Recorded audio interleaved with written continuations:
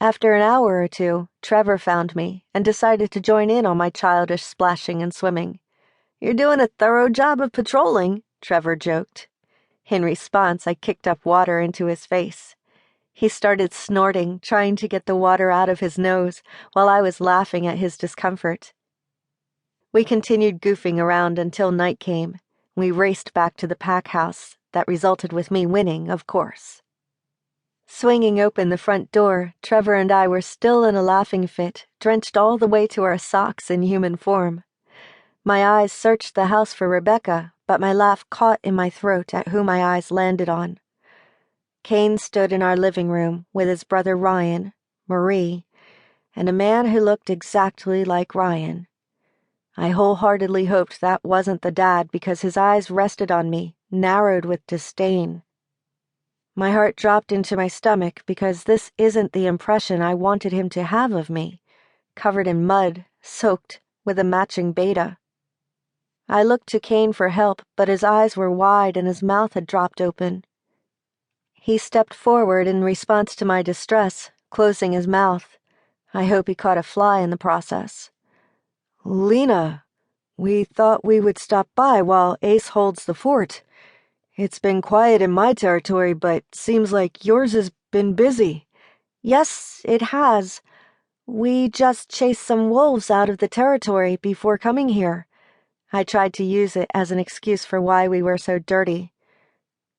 "Clearly," his dad snarked. His frown deepened, and he had the air of someone who is always proper and formal, no matter the occasion.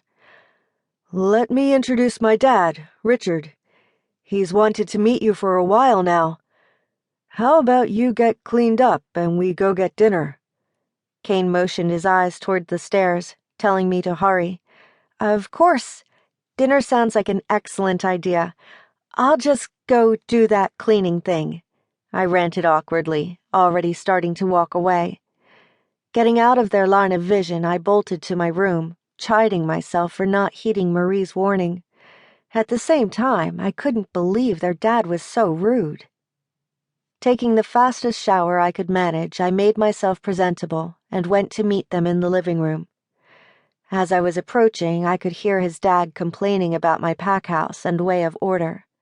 Instead of holding my tongue like I should have, I said, "The way I run my pack is none of your concern, but considering that my pack is the stronger one of the two, you have no right to talk so condescendingly."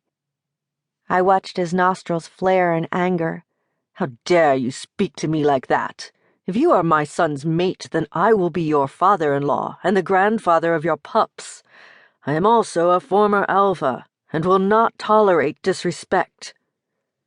"Well, I'm current alpha of this pack and won't allow it to be disrespected, no matter who it's coming from," I defended, ignoring Kane and Marie's frantic gestures to get me to stop. My wolf was rising to the surface. "Only temporarily. At least until you and my son mate," he shot back. I stood in a seething silence, gnawing on the inside of my cheek. Kane jumped in between us and faced his dad. "That's enough, Dad." Richard's face turned red, but he didn't say anything else. The tension hung thick in the air until Trevor came out of nowhere and said, "Alpha, the pups have something they want to show you." He winked at me and beckoned us to follow. I furrowed my eyebrows, but did as he said. He led us to the backyard, and I had to stifle a laugh at how the younger pups, ranging in age from 3 to 7, were dressed, as Indians and cowboys. "How you doing, ma'am?" one of the pups, Andy, asked. "We have your seat right here," he continued in his southern accent to match his cowboy outfit. "Why, thank you, kind sir." I bowed slightly and took the seat he was pointing at. Kane sat next to me with his dad and brother on the other side of him. Marie sat behind me, next to Rebecca. "What is this?" Kane leaned over and asked. I shrugged my shoulders. "I have no idea." To keep listening to this audiobook, I've left you a link in the description so you can do it, at no cost thanks to Audible's 30-day free trial.